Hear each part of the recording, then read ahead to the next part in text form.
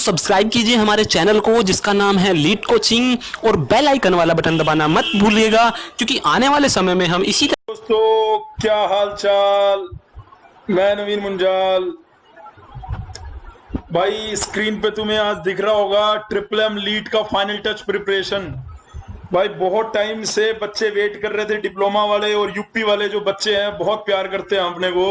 भाई यूपी वाले और जो यूपी के बाहर जो बच्चे हैं जिन्होंने ट्रिपल एम यूटी जो यूपी से बिलोंग करते हैं, जिनके पास यूपी का डोमिसाइल है, उन सारे दोस्तों को आज जो है मैं फाइनल ये जो 10 से 15 दिन बचे हैं हमारे ट्रिपल एम लीड के, उसके रिगार्डिंग क्या पढ़ना है क्या नहीं पढ़ना, कौन सी चीज इंपॉर्टेंट है कौन सी चीज इंपॉर्टेंट नहीं है, ये फाइनल टच है भाई। हाँ भी जो भी कोरोना की वजह से ब्रेक ब्रूक लगा के बैठे थे ना, खोल दो ब्रेक ब्रूक अपने भाई।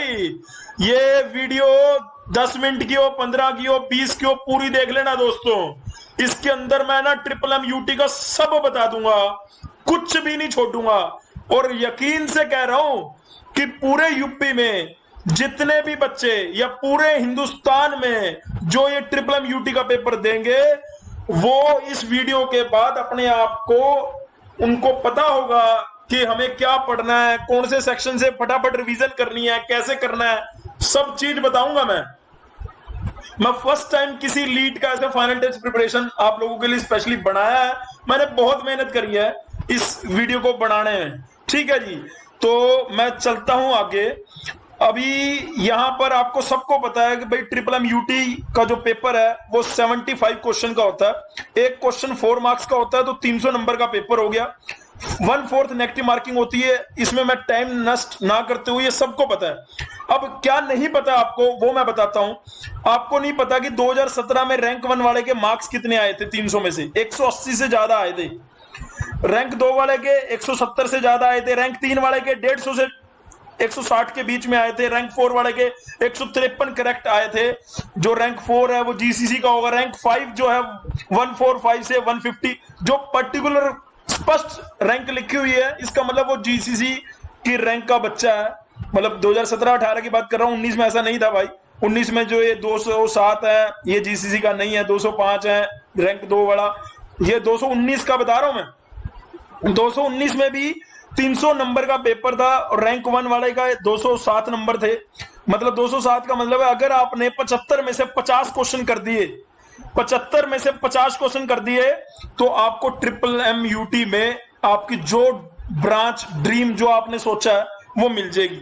ट्रिपल एम यूटी यूपी का एक अच्छा कॉलेज है, लेकिन अगर हम इसको कंपैरिजन करें आईटी लखनऊ से, केएनआईटी सुल्तानपुर से, और तो मेरे को लग रहा है कि आईटी लखनऊ ज्यादा बेटर है as compare to triple M UT, ठीक है। लेकिन ट्रिपल एम यूटी मैकेनिकल के लिए, इलेक्ट्रिकल के लिए, सिविल ब्रांच के लिए, ये जो कोर 3 ब्रांच है इनके लिए बढ़िया है, प्लेसमेंट भी ठीक ठाक है, ठीक है। और बच्चे वहां पे शुरू से ही गेट के लिए, ठीक है, और हमारा आईईएस के लिए प्रिपेयर करने लग जाते हैं। तो एक जो एटमॉस्फेयर है ना ट्रिपल एम यूटी का वो बहुत अच्छा है। लेकिन जो बच्चे हमने यहां से भेजे वहां पर दिल्ली से या यूपी से, क्योंकि ये इंस्टीट्यूट सबको पता है भैया 10 साल से चल रहा है, तो जो बच्चे हमने यहां से भेजे उनका कहना है कि सर बहुत ही गंदी नजर से और बहुत ही पिछड़ा हुआ समझा जाता है लेटल एंट्री वालों को। सर मतलब कोई औकात ही नहीं समझी जाती। ये अनजस्टिस जो हो रहा है ना डिप्लोमा वालों के लिए, ये गलत है भाई। ये मैं इस वीडियो में आगे बताऊंगा कि ये क्यों गलत है, क्या है। भाई डिप्लोमा वाले भी इंसान होते हैं, ये +2 वालों से ज्यादा ज्ञान है इनको, ये सिस्टम को भी समझना चाहिए। बस इनको फाइनेंशियली थोड़ी सी कमी थी जिसकी वजह से इन्होंने डिप्लोमा ऑप्ट कर लिया। अदरवाइज इनमें किसी भी तरह का, इनमें कैलिबर का कमी नहीं है भाई। सिस्टम भी अगर मेरी इस वीडियो को, भाई जो भी यूपी वाले दोस्त हैं, अगर इसको लास्ट को वीडियो को पहुंचाना तो पहुंचा देना जहां तक पहुंचाना है, कोई दिक्कत वाली बात नहीं है। एटलीस्ट डिप्लोमा के सारे बालकों तक तो पहुंचनी चाहिए ये वाली बात कि डिप्लोमा वाले जो बच्चे हैं वो किसी से कम नहीं होते, ठीक है। तो भाई ट्रिपल एम यूटी में मैं जो बता रहा था कि भैया अगर 300 नंबर का पेपर है और अगर आपने 50 से ऊपर क्वेश्चन कर दिए दोस्तों, तो आपकी टॉप 10 में रैंक आ जाएगी। लिखवा के ले लो, लिखवा के ले लो ये वाली बात। तो भैया जिन बच्चों ने अभी तक तैयारी शुरू नहीं करी, आपको तो सिर्फ 50 ही क्वेश्चन करने हैं। और 50 क्वेश्चन कौन कौन से हैं ये मैं लेके आ जाता हूं अगली स्लाइड में। ये भाई स्लाइड खुल गई अगली। भाई दो तरीके, मैंने पेपर को दो मोड में चेंज कर दिया। एक मोड ब्रांच वाइज, यहाँ पे आपको साइड में दिख रहा होगा, ठीक है, डिप्लोमा ब्रांच वाइज यानी टेक्निकल, और एक बेसिक साइंस यानी फिजिक्स केमिस्ट्री मैथ और बायोलॉजी, जिसको बोल दिया नॉन टेक्निकल। ये जो फिजिक्स केमिस्ट्री मैथ है ये जो है डिप्लोमा लेवल बेस्ड है, ये सारा डिप्लोमा बेस्ड है। अब क्या है, कहीं भी इवन जो MMUT के ब्राउजर में भी नहीं लिखा हुआ कि इलेक्ट्रॉनिक्स में पढ़ना गया। मैं आपको बता रहा हूं इलेक्ट्रॉनिक्स में, अगर आपने इलेक्ट्रॉनिक्स यहाँ पे मैं ही पढ़ाता हूँ, कई बंदों को ये मानना है कि इलेक्ट्रॉनिक्स का वेटेज का मतलब, नहीं भाई, इलेक्ट्रॉनिक्स में 7 से 8 क्वेश्चन टकरेंगे, इलेक्ट्रिकल में आपको 7 से 8 क्वेश्चन टकरेंगे, मैकेनिकल में आपको 20 से 25 क्वेश्चन मैकेनिकल में नहीं मिलेंगे आपको, इससे प्लस ही मिलेंगे, 20-25 से प्लस ही मिलेंगे आपको। क्यों? इंजीनियरिंग मैकेनिक्स के दिखेंगे भाई, वर्कशॉप टेक्नोलॉजी के तो आपको 10 से 15 क्वेश्चन दिखेंगे, वर्कशॉप टेक्नोलॉजी के इंजीनियरिंग ड्राइंग के आपको क्वेश्चन दिखेंगे, इंजीनियरिंग ग्राफिक्स के दिखेंगे, मैन्युफैक्चरिंग प्रोसेस इसी को बोलते हैं, ठीक है। अगर आपने मैकेनिकल में जो बच्चे सोम तैयार कर रहे हैं, टॉम फ्लूइड मैकेनिक्स, उनके लिए मैं कहना चाह रहा हूं उनका वेटेज बहुत कम है, आप उसको निगलेक्ट भी कर सकते हैं। लेकिन अगर आप मैकेनिकल स्ट्रीम तैयार कर रहे हैं तो आप इंजीनियरिंग मैकेनिक्स, और मेरे को लग रहा है कि ये जो भी चीज है जो जीसीसी के स्टडी मटेरियल में हमने आपको दिया है वो मोर देन सफिशिएंट है। मैकेनिकल में अप्लाइड मैकेनिक्स की एक अलग से बुक दी है हमने, उसके अंदर क्वेश्चन है, वो मोर देन सफिशिएंट है। वो पुराने पेपरों में आए हुए बच्चों से वही हमने दिए हैं। जिन बच्चों ने अभी तक हमारी बुक्स को खोला नहीं है भाई, वो खोल लो। ये 20-15 दिन बचे हैं, आज 22 तारीख है, और 8 अगस्त को पेपर है। कई बच्चों को यह भी लगता है पेपर होगा कि नहीं, अभी मैं उस पर भी आऊंगा।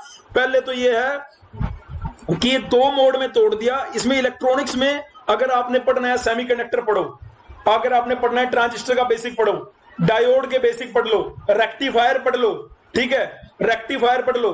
पावर इलेक्ट्रॉनिक्स में आप एससीआर थायरिस्टर फैमिली पढ़ सकते हो। डिजिटल इलेक्ट्रॉनिक्स में नंबर सिस्टम पढ़ लो, बुलियन अलजेब्रा पढ़ लो, ठीक है। कॉम्बिनेशनल सर्किट में आप जो इनिशियल वाले हैं, मक्स, डीमक्स, एनकोडर, डिकोडर, उनका बेसिक ज्ञान जो जीसीसी में पढ़ाया गया, और जो जीसीसी में नहीं भी है उनको ही बता रहा हूं भाई, ये पढ़ लो, ठीक है। और ज्यादा इसमें सिक्वेंशियल में या आगे बहुत ज्यादा अंदर घुसने की जरूरत नहीं है। डिजिटल में सिक्वेंशियल आता है, वो आता है हरियाणा लीट में, लेकिन इसमें नहीं आएगा, और हरियाणा लीट का इस बार पेपर हो नहीं रहा, ठीक है। तो इलेक्ट्रिकल में ओम्स लॉ हो गया, आर रेजिस्टेंस के बेसिस पे हो गया, इंडक्टर के बेसिस पे हो गया, कैपेसिटर के बेसिस पे क्वेश्चन हो गए, केवीएल केसीएल के क्वेश्चन हो गए, बेसिक एसी फंडामेंटल के, बेसिक डीसी फंडामेंटल के क्वेश्चन, सर्किट मोटर के क्वेश्चन, ट्रांसफार्मर, ये बहुत इंपॉर्टेंट है भाई। MMUT के पॉइंट ऑफ व्यू इलेक्ट्रिकल जो मैंने लिख रखी है यहाँ पे, ये मैंने बहुत इंपॉर्टेंट है, ऐसा नहीं है कि यही है, लेकिन ये इंपॉर्टेंट है इसलिए यहाँ पे लिखा हुआ। इसके बाहर भी 1-2 चीज हो सकती है, लेकिन जो मैंने यहाँ लिखा हुआ है इस मतलब ये तो छोड़ना ही नहीं है। अगर आप लोगों ने तैयारी कर रखी है तो इनकी रिवीजन दबा के मारो, फटाफट रिवीजन मारो इनकी, ठीक है। मैकेनिकल का ऑलरेडी बता दिया, 3 ही चीज है मैकेनिकल में, 3 सब्जेक्ट, पहला मैकेनिक्स, दूसरा इंजीनियरिंग ड्राइंग्स, और तीसरा कौन सा बताया मैंने, वर्कशॉप टेक्नोलॉजी, जिसको मैन्युफैक्चरिंग प्रोसेस भी बोलते हैं। अगर आपने ये 3 सब्जेक्ट कर लिए तो 20 से ऊपर क्वेश्चन लगा पाएंगे, गारंटी है। अगर आपने इलेक्ट्रॉनिक्स में ऊपर semiconductor, power electronic, digital electronics कर लिया, गारंटी है कि 5 से 7 क्वेश्चन लगा लेंगे। इलेक्ट्रिकल में भी ऐसा ही है, लेकिन भाई हर बार पेपर थोड़ा बहुत ऊपर नीचे होता है। ऐसा नहीं है कि भैया मैं बोल रहा हूं कि मैकेनिकल के इस बार 25 से 30 से ऊपर आएंगे, तो अगली बार ऐसा भी उसको कि भैया 2014 में 20 से 25 क्वेश्चन किसके आए हुए थे, इलेक्ट्रॉनिक्स के, मैकेनिकल वहां कम था। लेकिन पिछले 2-3 साल से 18 में 19 में उसमें मैकेनिकल का वेटेज ज्यादा रहा है, इलेक्ट्रॉनिक्स इलेक्ट्रिकल का कम रहा है। तो मैं आप लोगों से ये जेन्युइन बोलूंगा कि आपको ये सारी चीजें जो 4 ब्रांच है, चौथी तो नेग्लिजिबल है। चौथी में क्या है, कंप्यूटर की जीके, कंप्यूटर की जीके के लिए लूसेंट बुक ले लो, ठीक है। फुल फॉर्म के ऊपर क्वेश्चन 90% बनता है। यूनिक्स क्या है, लाइनक्स क्या है। अगर किसी को पुराने क्वेश्चन चाहिए तो टेलीग्राम ग्रुप जो है उसके अंदर डाल रखे हमने 2018 के, 2017 के हैंड रिटन जो बच्चे दिया करते थे ना, उनके बेसिस पे जो ये मैंने पीछे आपको दिखाया ना, ये रैंक, ये हमारे जो पास आउट बच्चे उनके बेसिस पे रैंक तैयार करी है हमने, ठीक है। और ये इससे पहले भी हमने कट ऑफ की एक वीडियो डाल रखी है, आपको ऊपर आई बटन दे दूंगा, वहां पे जाके कट ऑफ देख भी लेना, आपको पता लग जाएगा कहाँ क्या क्या है। लेकिन कंप्यूटर में आपने फंडामेंटल कर लो, प्रोग्रामिंग सी हल्की सी बिल्कुल इंट्रो वाली, और उसके बाद फुल फॉर्म वाला कुछ मत छोड़ो, GK based Lucent book computer की खत्म कर दो भाई। इतना सा है, ये है टेक्निकल ब्रांच वाइज, मोटी मोटी बात है, फटाफट पढ़ लो भाई। नॉन टेक्निकल में क्या है भैया, फिजिक्स, ठीक है, मैथमेटिक्स, ये केमिस्ट्री, ये बायोलॉजी, ठीक है। फिजिक्स में कौन कौन से चैप्टर इंपोर्टेंट है लिख रखे ऊपर, आपने तो देख भी लिए होंगे अब तक। यूनिट डायमेंशन, ये सारे जो हैं डिप्लोमा के फर्स्ट सेमेस्टर में, सेकंड सेमेस्टर में पढ़ाए जाते हैं, तो वहीं से हैं ये। और न्यूटन्स लॉ पे क्वेश्चन आता है, ग्रेविटेशन में क्वेश्चन आता है, ठीक है, थर्मोडायनेमिक्स के बेसिक पे क्वेश्चन आता है, वर्क एनर्जी पावर के क्वेश्चन थे, साउंड के क्वेश्चन थे, आई के ऊपर क्वेश्चन आए हुए थे भाई, आई के ऊपर क्वेश्चन आए हुए थे भाई। जो बच्चे हैं तैयार कर लो अपने डिप्लोमा के और नहीं तो जीसीसी को जो बुकलेट है उसके अंदर जो जनरल फिजिक्स मैंने कहा है वो निबेड़ लो भाई, जीसीसी की बुकलेट में से जनरल फिजिक्स निबेड़ लो। मैथमेटिक्स भाई के वेटेज जो है थोड़ा सा कम है, इसका वेटेज में 5 से 6 क्वेश्चन आएंगे, ठीक है, लेकिन फिजिक्स में 8 से 7-8 क्वेश्चन हैं, इसमें 5 से 6 क्वेश्चन, केमिस्ट्री में 3 से 4 क्वेश्चन, बायोलॉजी में 3 से 4 क्वेश्चन। बायोलॉजी में तो भैया विटामिन से ले लो, मिनरल्स एंड विटामिन हो गया, मोड ऑफ न्यूट्रेंट हो गया, ह्यूमन डिजीज हो गया, सेल हो गया, टिश्यू हो गया, ये इंपॉर्टेंट टॉपिक है। लाइफ साइंस जनरल साइंस की बुक है, जनरल साइंस लूसेंट से ले लो, नहीं तो हमने टेलीग्राम ग्रुप पे डाल रखा है बायोलॉजी के नोट्स, वहां से ले लो। जीसीसी की बुकलेट में तो बहुत ही तूफान नोट्स डाल रखे हैं, वहां से ले लो जीसीसी की बुकलेट। पिछले 10 साल से बालक जो हैं वो सब बच्चों को एडवाइस करते हैं कि ले लिया करो, वो तुम्हारे ही लिए बनाई गई है भाई, स्ट्रिक्टली हमने लीट के बेसिस के लिए ही बनाई है वो, मतलब हमने नहीं बनाई वो किताबें, हमने ये यहाँ से मैटर ले, यहाँ से मैटर ले, वो आप लोगों के लिए बिल्कुल एक्यूरेट जो चीज पढ़नी है, जिस लेवल में पढ़नी है उस लेवल में आप लोगों के लिए बनाई गई है। जिस बच्चों ने नोट्स नहीं लिए हैं वो भाई अब तो थोड़ा डिले हो गया, अब इतने टाइम में कैसे करेंगे, जिन्होंने ले रखे मैं उनके लिए बोल रहा हूँ। ये जो आप ऊपर स्क्रीन पे देख रहे हो ये आपके प्रोस्पेक्टस में सिलेबस है जो कि मैंने पीछे कवर करा सारा का सारा, ये सारा जो आपके प्रोस्पेक्टस में था मैंने सारा कुछ भी इसमें नहीं छोड़ा, ये आपके प्रोस्पेक्टस में दिया था, सारा कवर किया है।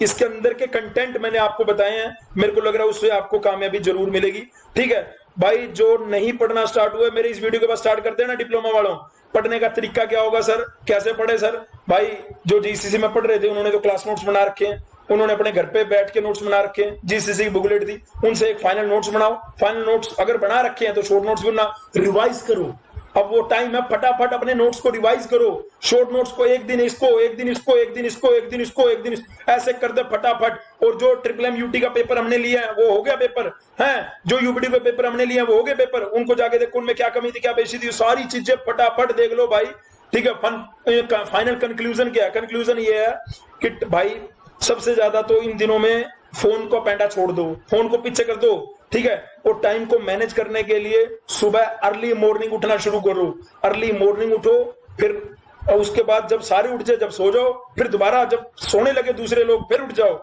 इस तरीके से अपना घर में ही है सारे, तो आप डिस्टर्ब भी नहीं होंगे और अपना काम पे भी लगे रहेंगे। आज मेरी इस वीडियो के बाद कसम खा लेना कि भाई मैं सोशल मीडिया, मेरे को नहीं जानना कहां पेपर हो रहा है क्या नहीं हो रहा, 8 तारीख तक मैं आग लगा दूंगा, आग लगा दूंगी।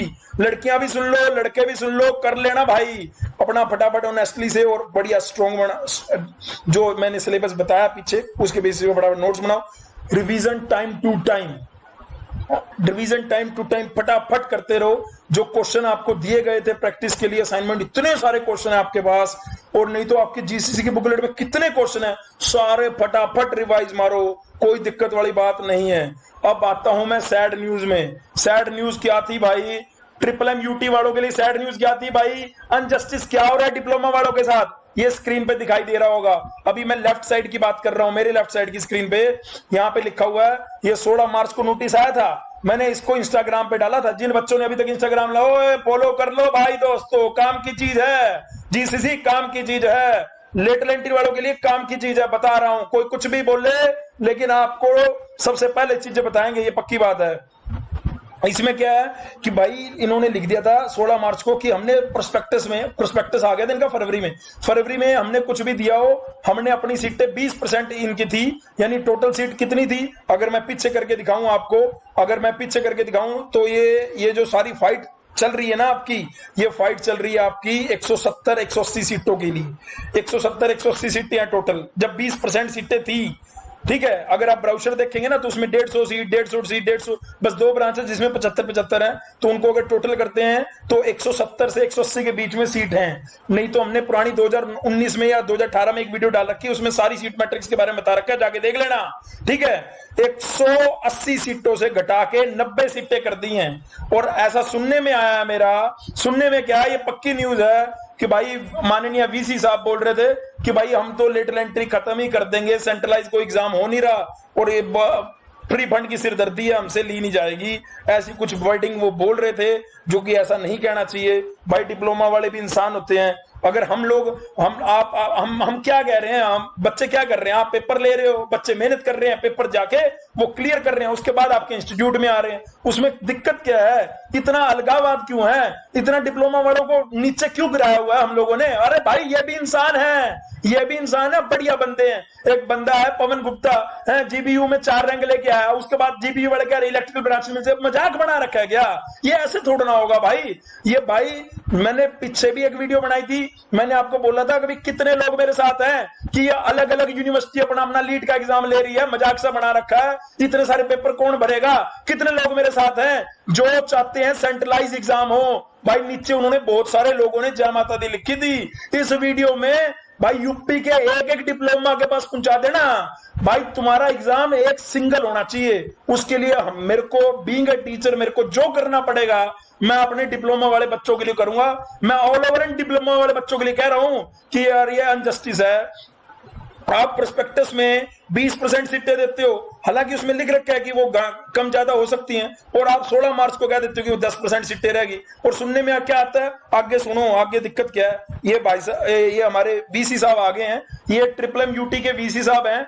14 जुलाई को इन्होंने फेसबुक लाइव किया था, फेसबुक लाइव 33 मिनट का था, उसमें 14 मिनट 18 सेकंड में ये बोल रहे थे, मैंने क्रॉप कर लिया वहां से, ये क्रॉप करते हुए देखो क्या समाटम तो नहीं होगा। सुनो ध्यान से सारे भाई, सारे कान लगा के एक आदमी ये भाई क्यों ये पूछ रहे हो इंट्रेंस से तुम्हारे क्या मतलब भाई? इंट्रेंस 8 तारीख को ये किया जा रहा है क्योंकि 9 तारीख को है।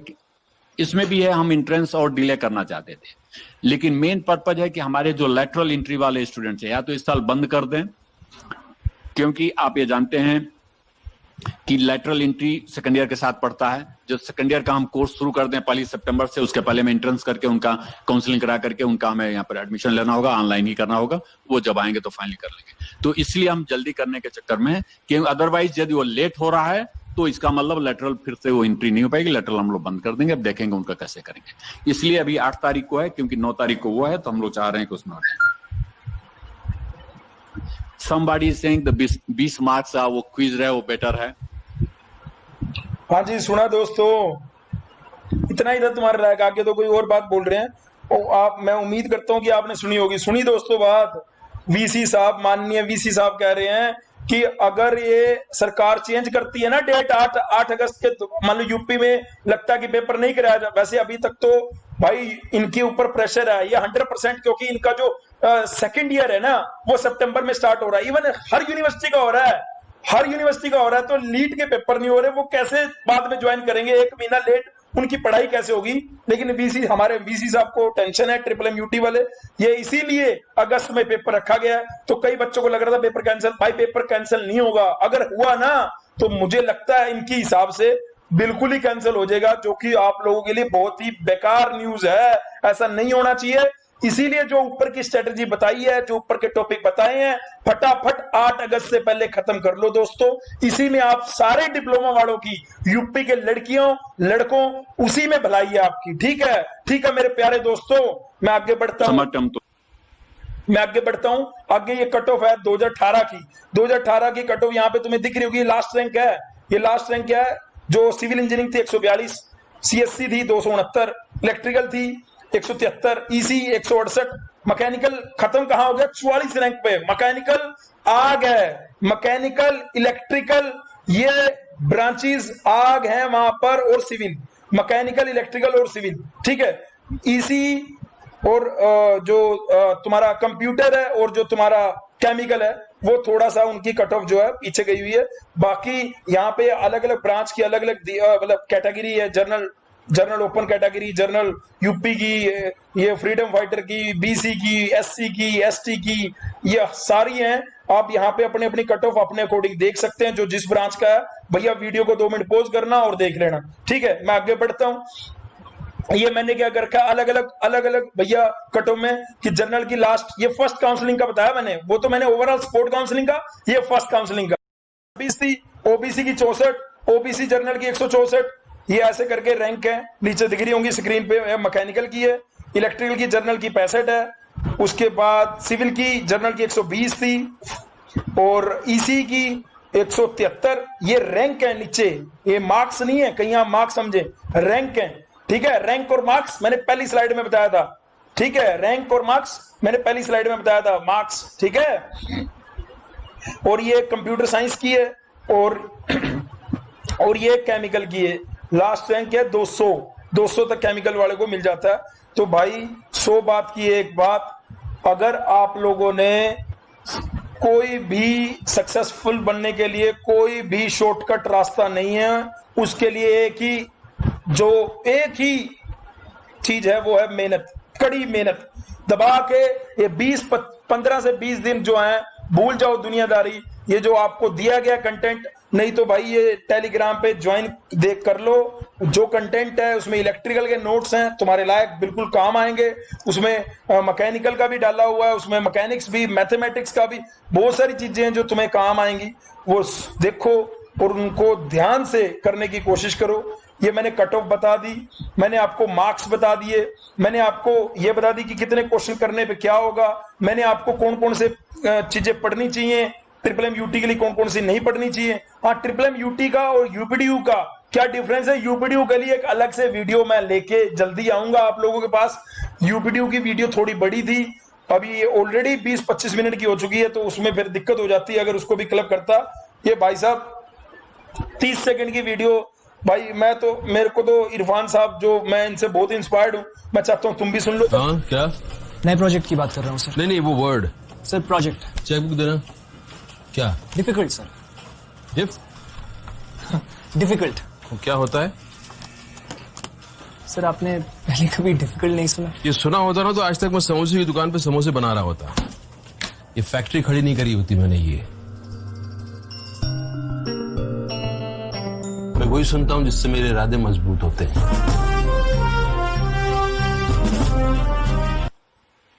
तो भाई जितने भी डिप्लोमा वाले हैं, भाई इरफान साहब, इनको तो दिल से सलाम है। इरफान साहब आपको दिल से सलाम है, रेस्ट इन पीस। आप बहुत बढ़िया इंसान थे। आपने एक बात बोली अभी, या डायलॉग जो आपको दिया गया इस शॉर्ट मूवी में, जिसने भी जो भी बंदा होगा बैकग्राउंड में, उनको सलाम है भाई। उन्होंने ये बात बोली क्या कि भैया मैं उसी चीज को सुनता हूं जिससे मेरे इरादे मजबूत होते हैं। भाई डिप्लोमा वाले नीचे जय माता दी लिखो, मेरे भी इरादे मजबूत होते हैं। सेंट्रलाइज एग्जाम होना चाहिए तुम लोगों के लिए। अलग अलग यूनिवर्सिटी के एग्जाम कब तक चलेंगे ये? मैं तुम्हारे आने वाले जूनियर तक पूरा दम, पूरी ताकत लगाऊंगा। आप लोगों की ताकत कितनी है वो दिखाओ, यूट्यूब चैनल की ताकत कितनी है वो दिखाओ। भाई कोई राजनीति नहीं, कोई प्रमोशन नहीं, भाई मेरा सीधा है कि भाई 20% सीटों से 10% कैसे करी गई। अब 10% के बाद भी आप ये कह रहे हो कि गवर्नमेंट ने अगर नहीं करने दिया तो हम इसे ये एग्जाम करने ही नहीं देंगे। ये ठीक बात नहीं है। मतलब डिप्लोमा वालों के लिए कौन सोचेगा? गवर्नमेंट सरकार सोचेगी ना भाई, क्यों नहीं सोच रही? वो पवन गुप्ता के साथ जीबीयू में अनजस्टिस क्यों हुआ है ना? 4 रैंक के बाद भी उसको इलेक्ट्रिकल ब्रांच क्यों नहीं मिली? तो ये सारी बातें इनके साथ, अगर आप चाहते हैं कि भाई डिप्लोमा वालों का सेंट्रलाइज एग्जाम होना चाहिए, नीचे जय माता दी लिखो। इस वीडियो में 5000 व्यू। भाई यूपी वालों, मैं हरियाणा का मेरे को पता नहीं, मैंने हरियाणा की वीडियो बनाता हूं भाई, लेकिन यूपी वाले, हरियाणा वाले भी सुन रहे हैं ना। अगर सेंट्रलाइज के लिए पता नहीं उन्होंने ट्रिपल एम का नाम देख के कि ट्रिपल एम फाइनल टच उसमें नाम देख के वो करेंगे कि नहीं। अब ये सारी जिम्मेदारी यूपी के डिप्लोमा के बच्चों की है। अपने जूनियर को, सीनियर को जगह जगह पोस्ट करो, और नीचे जितने जय माता दी आएंगे उतना बढ़िया। और इस पूरी कोशिश मेरी रहेगी, आज आपसे इस वीडियो के माध्यम से कहना चाहूंगा, पूरी कोशिश रहेगी कि आप लोगों का एक सेंट्रलाइज एग्जाम हो। सेंट्रलाइज एग्जाम से क्या होगा, एचबीटीयू में भी आप एडमिशन ले पाएंगे, आप आईटी के लिए यूपीटीयू का अलग नहीं भरना पड़ेगा। इवन जो यूपी के टॉप के प्राइवेट कॉलेज हैं जैसे जेएसएस हो गया है, जेपी हो गया जो ग्रेटर नोएडा में है, मैं इनकी वीडियो जैसे बिट्स पिलानी हो गया, बिट्स मिश्रा हो गया, ये लोग भी लेटर एंट्री लेते हैं। लेकिन बच्चे कब तक अलग अलग देखते रहेंगे? आज मेरी इस वीडियो के बाद वो टॉप के प्राइवेट कॉलेज में कहां कहां लेटर एंट्री ओपन है उसके ऊपर भी लेकिन लेके आऊंगा, क्योंकि भाई उन बच्चों को कम से कम, जो बच्चे लॉकडाउन में फंसे उनको पता तो लगे कि ये भर सकते हैं। भाई जिनकी फाइनेंशियल कंडीशन ठीक है, कुछ टॉप के प्राइवेट कॉलेज है, उनकी मैं आज वीडियो लेके आऊंगा। बने रहो इसी चैनल में। आपको इसी के साथ मैं कहूंगा कि भैया टेस्ट की अपनी जबरदस्त तैयारी करो, और जिन बच्चों का कल पेपर है डीटीयू का, तो बेखौफ होके जाओ, बस सेफ्टी से जाना मेरे दोस्तों, ठीक है। अपने ये मानना कि दूसरे को कोरोना है, अपने आप को सेफ करते हुए जाना पूरी तरह से। पानी 2 बोतल अपने साथ खुद की लेके जाना, ठीक है। सैनिटाइजर खुद का लेके जाना, ग्लव्स लगा के जाना, मास्क डाल के जाना, ये सारी इंस्ट्रक्शन जो हैं ये फॉलो करना। नहीं तो मैंने टेलीग्राम पे बहुत सारी इंस्ट्रक्शन लिख के आपके लिए, 12 इंस्ट्रक्शन लिख के आपके लिए डाल दी हैं, उसमें जाके इंस्ट्रक्शन पढ़ लो। डीटीओ वालों को दिल से ऑल दी बेस्ट है। कल जाके हल्ला मचा दो, हल्ला, और एक बार सारे इकट्ठे हो जाओ एक जगह। डिप्लोमा की सबसे बड़ी दिक्कत क्या है, ये सारे बच्चे एक जगह इकट्ठे ही नहीं है। एक जगह इकट्ठे हो जाओ और फिर वहां से सारे मिलके एक आपका जो सेंट्रलाइज एग्जाम का एक छोटा सा आंदोलन है, वो मेरी तरफ से और आप सारे बच्चों की तरफ से मैं जरूर करूंगा, क्योंकि ये अच्छी बात, इसमें कोई हम किसी का वो नहीं कर रहे, इसमें बच्चों का नुकसान हो रहा है, उसको सोल्व करना। भाई इसी के साथ वीडियो बहुत लंबी हो गई है, क्षमा चाहता हूं उसके लिए। भाई अपने अपने घरों में अगर आप हो तो सेफ रहो, माता पिता को चरण स्पर्श जरूर किया करो, गुरुओं का आशीर्वाद जरूर लिया करो। जो गलत मलत भी बोल देते हैं नीचे, हमें कोई दिक्कत नहीं है, भगवान उनको माफ करे, ठीक है। इसी के साथ इतनी शक्ति हमें देना दाता, मन का विश्वास कमजोर ना हो, हम चले नेक रास्ते पे हंसते, भूल कर भी कोई भूल ना हो, भूल कर भी कोई भूल ना हो। डिफिकल्ट वर्ड तुमने भी नहीं सुनना, सब इजी है, सब इजी है आपके लिए भी। ओके।